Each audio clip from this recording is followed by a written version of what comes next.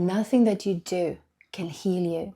To understand healing and awareness, we must first shift our focus from constantly doing to truly being with our inner experiences.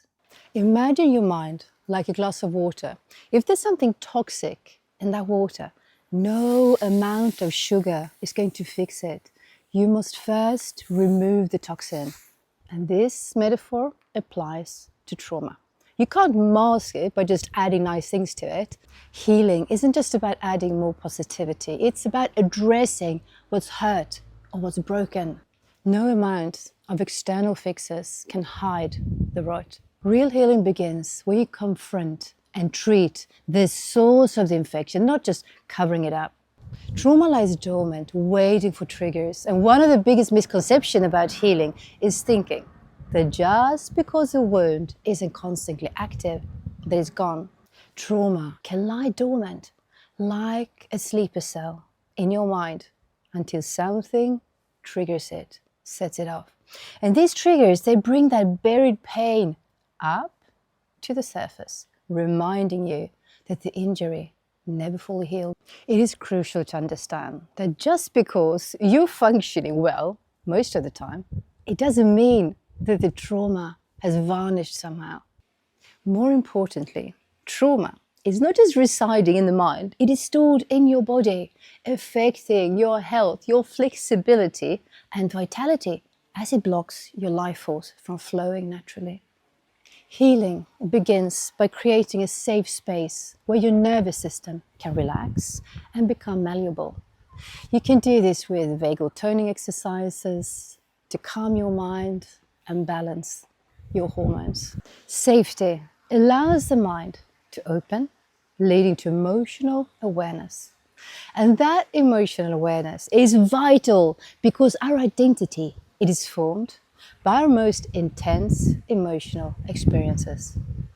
Who we believe that we are, it is shaped by those intense emotional moments. And when we flee from the painful emotions, when we aren't present and when we don't dare to feel that which is presenting itself, well, change, it becomes impossible.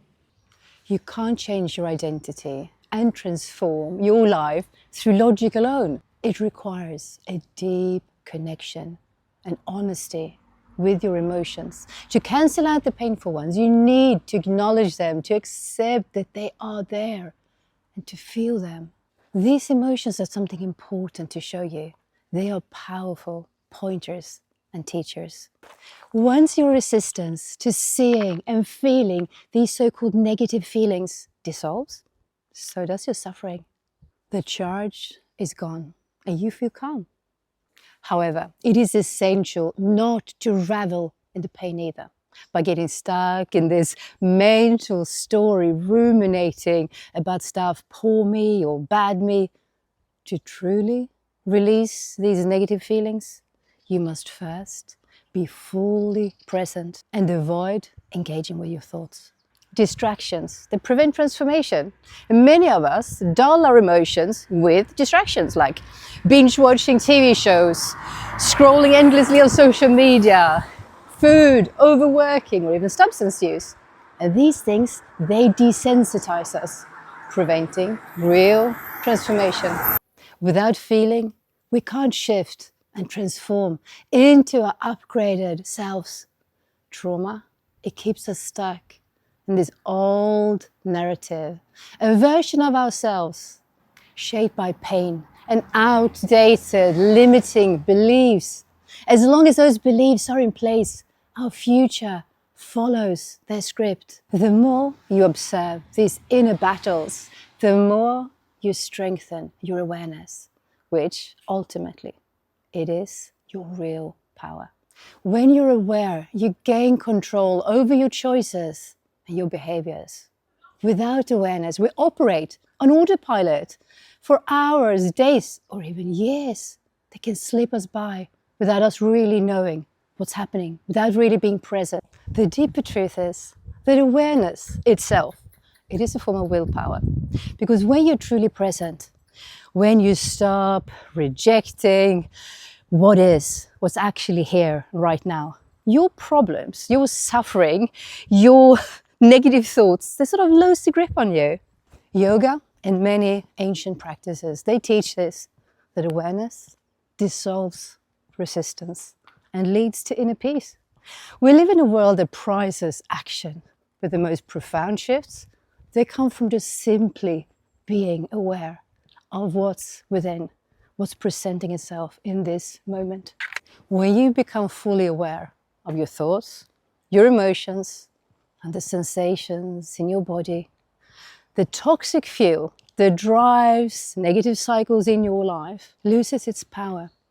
And you stop needing external circumstances or people to change, because your happiness, it becomes completely independent of them. And that is where true healing begins. We often look for solutions through action, buying things, making plans, seeking external fixes. But the true solution lies inside of you. And that is where true healing begins. Inner peace beyond circumstances. And I'd say the ultimate goal is to reach this state. It's not about reaching, it's not even a state. It's about sinking into your presence, your awareness, where your happiness, it is no longer tethered to external events or past experiences or other people. This is what enlightenment looks like. Contentment that remains, peace that remains, regardless of your external circumstances. Lots of love.